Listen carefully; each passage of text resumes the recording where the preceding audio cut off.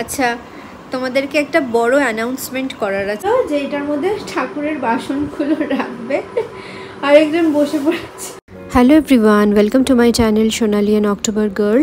ভিডিওটা শেষ অবধি দেখার অনুরোধ নিয়ে আজকের ব্লগটা এখান থেকে শুরু করছি। ভালো লাগলে অবশ্যই লাইক কমেন্ট শেয়ার করতে ভুলবে না, আর অবশ্যই আমার চ্যানেলটাকে সাবস্ক্রাইব করো। সামনেই কালী পুজো, আমার বাড়িতে তো কালী পুজো হয়, তো মাকে নিয়ে একটু সামনে এই দশকর্মার দোকানে এসেছিলাম, কয়েকটা দশকর্মার জিনিস কেনার ছিল। আর তার সাথে সাথে ডিমও কিনে এনেছি।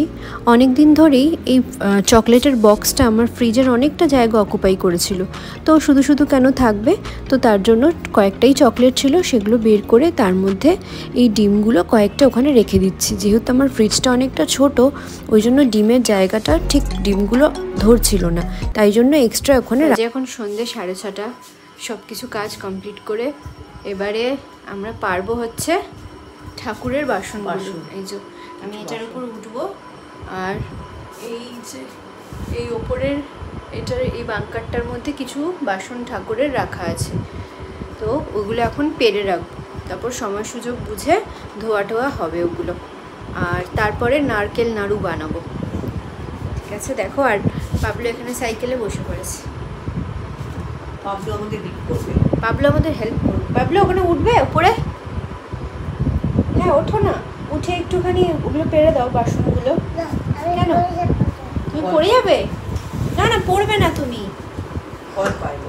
পড়বে না। ঠিক আছে, দেখি উঠি। আমি উঠে পড়েছি ওপরে। এবার দেখো, দাঁড়াও। এই যে কিছু বাসন এখানে আছে লফটে তোলা, আর কিছু বাসন ওই সিন্দুক বলছি ট্রাঙ্কটার মধ্যে আছে। এগুলো এবার একে একে পারবো। দেখো, দেখেছো মা এখানে ঝুড়িটা রাখলো যে এটার মধ্যে ঠাকুরের বাসনগুলো রাখবে, আর একজন বসে পড়েছে। মা এই কুলোটা রাখতে যাবে, পেরেছি সবে, দেখে পেছনে আরেকজন বসে আছে অলরেডি। ওঠো, এখানে বাসনগুলো রাখবো ঠাকুরের। এই যে কুলোটা রাখবো, দাদু ওঠো, রাখবো ওগুলো। ওঠো। কেন? উঠে পড়ো। নারায়ণ ঠাকুর আগে বসে গেছে, থাক। আবার জগন্নাথের জামা পরেছে। নারায়ণ ঠাকুর আগে বসে গেছে। আচ্ছা বসো। কটা এই প্রদীপ, 108টা প্রদীপ, হোমকুণ্ড। আর অদ্ভুতভাবে জানি না, এইখানে যাদের আগের ফ্ল্যাটটা ছিল তাদেরই একটা ছোট্ট ঠাকুরের বটি, এইটুকু বটি ঠাকুরেরই বটি, ওনারাও এখানে ঠাকুরের জিনিসই রাখতেন। এইটা পেলাম। আর জগন্নাথ দেবের মূর্তিটা কোথায়? জগন্নাথ, বলরাম, সুভদ্রা, ওনাদেরই জিনিস ছিল। এই যে এইখানটা রাখো। কোকোনাট থেকে আগে ওয়াটার বেরোয় কিনা দেখ, তারপর তো কোকোনাট ওয়াটার খাবি। দাঁড়া, চোখে মুখে ছিটবে, সর। আরেকটা সাঁড়াশি আছে, শক্ত দেবো। হাতুড়ি আছে? ফাইনালি পাবলুর কোকোনাট ওয়াটার মা ভাঙতে পেরেছে। আমি দেখবো, চলে যাও।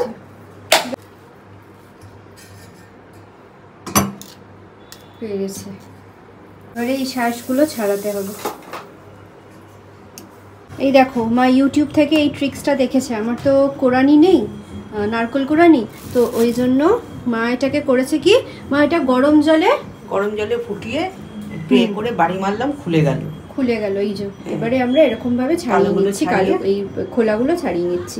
এরপর এটা মিক্সিতে আমরা পেস্ট করে নেব। দেখে নিলে কারোর বাড়িতে যদি কোরানি না থাকে বা কোরাতে যদি না হয়, তাহলে এই প্রসেসটা অ্যাপ্লাই করতে পারো। একটু খাটনি আছে কিন্তু, তাই না মা, বলো? খাটনি আছে। একটু গরম জলে ফোটাতে হবে। হ্যাঁ, গরম জলে ফুটিয়ে তারপরে ওটাকে এইভাবে ছাড়িয়ে এই জিনিসগুলোকে একটু ছাড়াতে হবে, মুখে পড়লে বাজে লাগে। হ্যাঁ, এই যে আলটিমেটলি হলো, আধ ঘন্টা যুদ্ধর পর হলো। একসাথে হবে, ধরবে সব। দেখি, এটা প্রথমবার কোরানো মানে এটা মিক্স হলো। বড় জারটা দিয়ে করছি এটা, আরেকবার হলে ঠিকঠাক হবে। এবার দেখি কেমন হলো।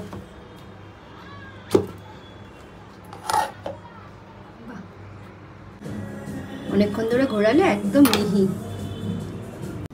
মাও কিন্তু এখন মোবাইলে ভিডিও দেখে টুকটুক করে অনেক জিনিসই বাড়িতে বানায়। যেরকম আমার ওই ফেস মাস্কটা তৈরি করেছিল, সেরকমই একটা হেয়ার গ্রোথ স্প্রেও তৈরি করেছে। কখনো সময় সুযোগ পেলে তোমাদের সাথে সেটাও একদিন শেয়ার করব। আচ্ছা, তোমাদেরকে একটা বড় অ্যানাউন্সমেন্ট করার আছে। সেটা হচ্ছে পাবলো একটা চায়ের দোকান খুলেছে, ঠিক আছে? আমাকে আর মাকে চা দিয়েছে। এই যে চাটা হচ্ছে পশুর চা। চায়ের মধ্যে হচ্ছে দুটো গন্ডার, একটা হাতি। আর মা তোমাকে কি চা দিয়েছে? দাঁড়াও দাঁড়াও দাঁড়াও, মা তোমাকে কি চা দিয়েছে? হরিণ, গন্ডার আর গরু। গরু। হ্যাঁ, ওই যে চায়ের কাপটা, ওর চায়ের কাপটা এই যে চা করেছে, এই যে চা করেছে নিজে নিয়েছে, এরা নিজেও নিচ্ছে। তুমি নিজে ডগি কিসের চা নিয়েছো? ডগির চা। এটা কি বাবা? না, এটা ডগি না, এটা হিপোপটেমাসের চা খাচ্ছে। ই বাবা, হেভি দাদা, দাদা চাটা হেভি হয়েছে। দাদা চাটা হেভি হয়েছে। দাদা দাদা গন্ডারের চা হেভি হয়েছে। আবার চা বলছে চাটা ফেলে দিই। কি বদমাইশ! তাহলে আমাদের এইসব 2 নম্বরই চা। আচ্ছা আচ্ছা, এই চায়ের দাম কত দাদা? কত 1 কাপ চায়ের দাম? 500 টাকা চা। হাই কপাল। দাদা 500 টাকা চা। আপনার চা আপনি খান। এ মুখে দিও না এটা। আপনার চা আপনি নিয়ে যান। 500 টাকা না, 4 টাকা হলে নেবো। 500 টাকার চা, আবার বিস্কুট দিচ্ছে। ও আচ্ছা, বিস্কুট দিন। দিন দিন দাদা দিন, ভালো খেতে। চা দিয়ে বিস্কুট খাও। চা দিয়ে বিস্কুট? চা দিয়ে, আমিও চা দিয়ে চুবিয়ে খাচ্ছি। চা দিয়ে খাও, আমিও চা দিয়ে খাই। এই যে চাটা পুরো একদম চিড়িয়াখানা ফ্লেভারের চা। পশু পাখির গন্ধ। বিস্কুট দেয়। হ্যাঁ, বিস্কুট নিয়েছি আমি। খুব ভালো খেতে দাদা চাটা। আমার মুখে দিয়ে দাও, আমার মুখে দিয়ে দাও। ভালো খেতে বিস্কুটটা। হেভি হচ্ছে। দারুণ চাটা। চা হেভি হচ্ছে খেতে। তোমার সাথে কি? তুমি খেয়ে নেবে আমার চাটা? কি দোকানদার 500 টাকা দিয়ে পশুর চা খেয়েও নিয়ে নিল। এই যে আমাদের নাড়ু, এবার পাকাতে বসবো আমি আর মা। আর এখানে পাকা বুড়ো আরেকজন বসেছে। এবারেই আসল কাজ, নাড়ু আর গুড়টা গরম থাকতে থাকতে এই যে নাড়ুগুলো এরকমভাবে পাকিয়ে নিতে হবে গোল গোল করে। আর বেশি ঠান্ডা হয়ে গেলে কিন্তু একদম শক্ত হয়ে যাবে, তখন আর কিন্তু ওই গোল গোল পাকানো যাবে না। তো এইরকমভাবেই করতে হয়। আমি সামনে একটা জলের বাটি নিয়ে নিয়েছি, যাতে হাতের মধ্যে নাড়ুগুলো না আটকে যায়। তো এই যে দেখো, আমাদের প্রায় সব নাড়ু তৈরি করা হয়ে গেছে এবং নাড়ুগুলো খেতে দুর্দান্ত হয়েছিল। তো তার সাথে ভিডিওটাও এখানে এন্ড করছি। ভালো লাগলে অবশ্যই লাইক, কমেন্ট, শেয়ার করো। দেখা হচ্ছে পরের একটা ব্লগে। আর অবশ্যই আমার চ্যানেলটাকে সাবস্ক্রাইব করে আমার সাথে থেকো, অবশ্যই আমাকে সাপোর্ট করো। চলো, টাটা।